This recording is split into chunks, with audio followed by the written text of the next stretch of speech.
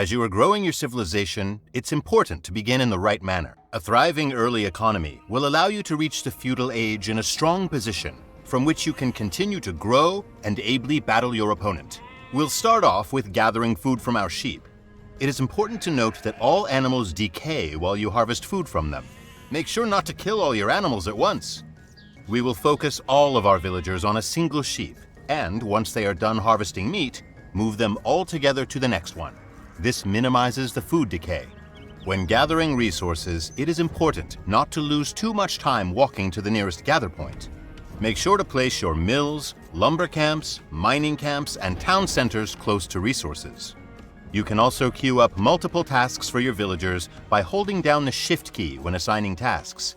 This is a new feature in the Definitive Edition. The last lesson is a dangerous one, so pay attention. Boars are very difficult to hunt. They are far away and fight back fiercely when you attack them. However, it is possible to lure a boar to your town center and kill it safely. Before we do this, we may want to research Loom in the town center, as it makes our villagers stronger. Next, select one villager. Then right-click on a nearby boar to go hunt it. Watch closely as the villager shoots it twice. Now that the boar is properly aggravated and is charging at the villager, task your villager to run back to the safety of your town center. Once the boar is close to the town center, have other nearby villagers shoot the boar to kill it. Excellent! Dinner is served. One of the most common strategies in multiplayer games is the Fast Castle Age strategy. Today, you will learn to execute a particular build order for this. A build order is a set of instructions to be strictly followed in order to guarantee the most efficient gameplay. They are quite common in multiplayer games, so research them in your free time. First of all, it is very important to never leave your town center idle. Check your town center regularly to see if a villager is being trained. If not, use the Go to Town Center hotkey to jump to your town center and click the Create Villager button to train or queue up another villager. If you do not have enough food, force your villagers gathering food to drop off their resources. Use the rally flag in your town center to task it to send new villagers to a resource or construction site when they are trained or ungarrisoned. When villagers are newly created or when they complete a task, they can go idle. Keep an eye on the idle indicator on your top panel. Click on it or use the Idle Villager hotkey to cycle between idle villagers and send them back to work. Remember, build orders are a great way to improve your play, but do not forget to strategize. No single game is the same, so you will often need to think outside of the box. Good luck! Booming is a common strategy for team games, especially on easily defensible maps such as Black Forest or Arena. It means building a strong economy before producing a powerful military.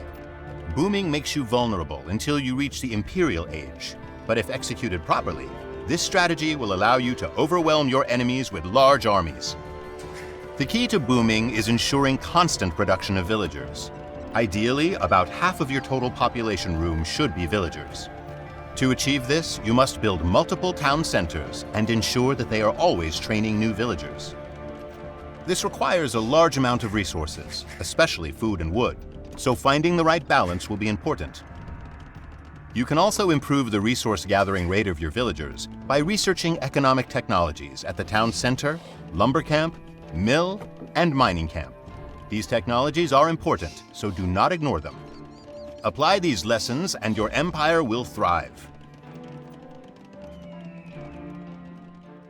Early attacks, also called rushes, are often a cat-and-mouse game. You can harass the enemy economy by sending military units to attack enemy villagers. If the villagers fight back, or if enemy soldiers arrive, your raiders should retreat and seek better opportunities. Try to pick off any weak or separated villager instead of going for large groups. That way, you will do the most damage while sustaining the least losses. Do not chase villagers when they are too close to their town center. You will risk losing several units to the arrows that it shoots. Keep an eye on your own economy while you attack the enemy. You must keep collecting more resources and training villagers so you can continue to train new soldiers, upgrade your military, and finally advance to the next age yourself. The best of luck to you! The enemy player will usually not stand idle while you build your empire. Learning how to maintain growth while under pressure from enemy attacks is vital to your empire's survival. As you can see, your base is surrounded by impassable objects such as trees, mines, and forage bushes. These will act as a natural barrier between your units and those of the enemy. However, in between them are gaps through which the enemy can advance. To defend your base, you will have to use your villagers to build walls, gates, and buildings to close these gaps. Like this. When the enemy sends in their military units, your top priority is to protect your villagers. Ringing the bell of your town center is an option, but it will paralyze your economy. Instead, just garrison the villagers that are in immediate danger. A watchtower offers both protection for your villagers and defense for your base. Make sure enemy units cannot position themselves within one tile of your tower, however. Your towers cannot shoot at units adjacent to them until you research murder holes in the Castle Age. Pre-Castle Age units like militia, men-at-arms, spearmen, scout cavalry, archers, and skirmishers are not strong enough to destroy a base on their own. Instead, they are used to harass and kill enemy villagers to damage the enemy economy. During such an early rush, it is possible to fight back. If you have more villagers than the enemy has military units, or if you have military units of your own, use them to fight the invaders. Just make sure that you do not lose any villagers. That would harm you more than keeping them garrisoned. Focus on the enemy units with low hit points first. Villagers do not fight automatically, so you must manage them carefully. I hear the enemy approaching. Take up arms and fend off their attack.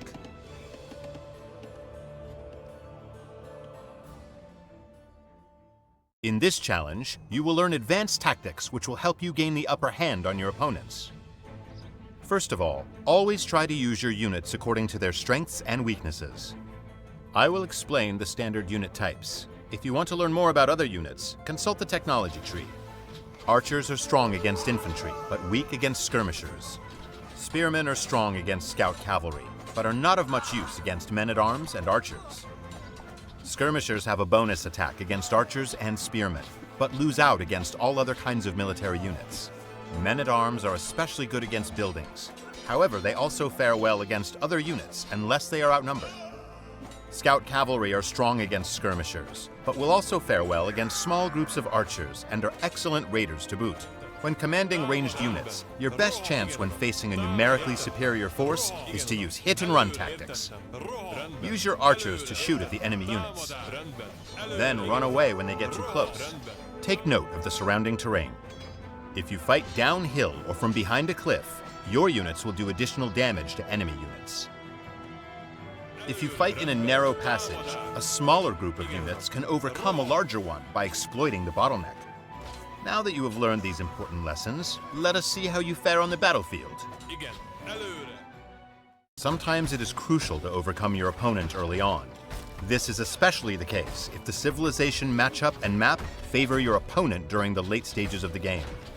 In this challenge, you will learn how to quickly destroy an enemy castle. As soon as you reach the Castle Age and build a siege workshop, you can construct 4 different types of siege weapons. To destroy a castle, you will only need battering rams. These are best equipped to smash fortifications due to their high pierce armor and attack bonus against buildings. Garrison units inside of the rams to make the rams move faster and to increase their attack against buildings. Once you reach the Imperial Age, the trebuchet will become available at your castle. It is in many ways the most powerful siege weapon in the game, but it needs to pack and unpack when reloading to fire at enemy buildings. The bombard cannon does not have that problem, but it has lower attack and range than the trebuchet. Bombard cannons are also effective against units. However, you must first research chemistry at the university before you may produce them. If you decide to attack enemy fortifications, make sure that you have enough soldiers to defend your siege units. Unprotected siege weapons are quite vulnerable. Additionally, research the armor and attack upgrades at your blacksmith so that your soldiers stand a better chance against enemy defenders. Enough talk. Let's tear down a castle. Groups of soldiers have 4 different battle formations: line, box, staggered, and flank formation. Line formation is the standard battle formation. It densely packs your units, making them fight well against other units. Flank formation divides your army, sending one half to one side and the other half to the other side. This is useful for avoiding projectiles, like those from mangonels and bombard cannons. With staggered formation, your units spread out. This makes them less vulnerable to area damage or to Scorpion missiles, which pass through units. Box formation is designed to protect vulnerable units in the center by surrounding them with stronger units. However, this is not used as much in online games, as it spreads out the group and makes the units on the outside easier targets. To manage large groups of different unit types, it is always a good idea to use control groups. This helps you to quickly select and move them around on the battlefield. To create a control group, select a group of units and simultaneously press Control and one of the number keys, 1 through 9. Then, to select a control group, press the same number. You can have up to 10 groups at the same time. With this knowledge, you should be able to maneuver your army around more easily. Go ahead and practice it in the next challenge. There are 3 main types of warships available for use against your opponents. Galleys equipped to fire from a distance, fire ships for close combat, and exploding demolition ships. Each of these warships has its own strengths and weaknesses. The war galley fires bolts from a long distance, but the fast, maneuverable fire ship with its high pierce armor is an excellent counter to it. Demolition ships, on the other hand, are fast and very effective at clearing out groups of enemy ships in one devastating explosion. They do especially well against groups of fire ships. However, if the approaching demolition ships are targeted by war galleys, they will be sunk before they can get close enough to cause any damage. Using the 3 ship types efficiently requires some practice. Hoist the sails and prove your mettle.